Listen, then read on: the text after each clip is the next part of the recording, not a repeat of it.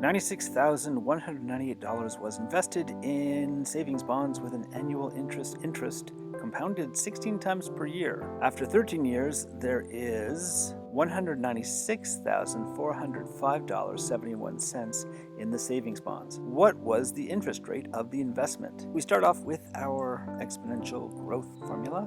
C sub n is equal to C sub 0, our initial value, our final value, times 1 plus the I, the interest, to the power of n. Now this is interest per compound. N is how many compounds there are in all. We have to figure out I and n. I is J, nominal rate, the compounded annual rate, whatever it is compounded annually, and m is the number of compounds per year, or 16 compounds per year in this case. We don't know what the interest rate is, but we know we're compounding it 16 times. I is going to be J over 16. N is going to be M times T, the number of compounds times the number of years. The number of compounds is 16 times 13, which is 208.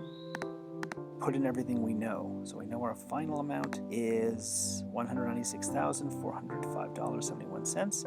Our initial amount is $96,198. 1 plus, now our interest rate is J over 16. We don't know what J is, and that's raised to the power of n, which is 208.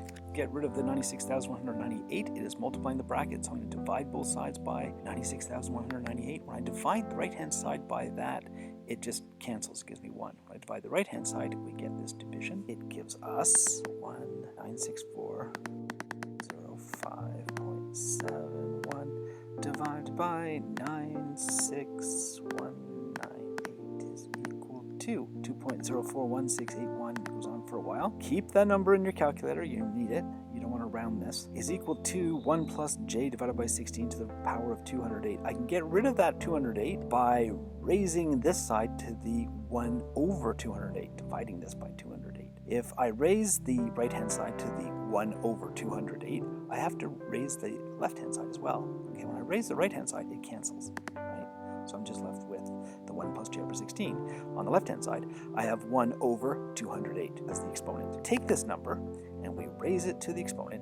I need the bracket to do that. 1 divided by 208, close the bracket, equals 1.0034374999. I'm going to subtract 1 from both sides. We end up getting 0.00343749. It goes on forever, is equal to j divided by 16. To get rid of the 16 is dividing the j. I'm going to do the opposite. I'm going to multiply both sides by 16. When I multiply the right-hand side, it cancels. When I multiply the left-hand side, we get, subtract the 1, and then times 16 equals 0.054999999.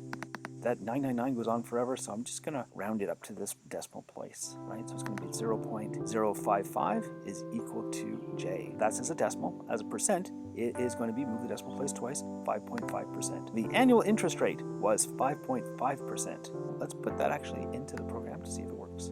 5.5%.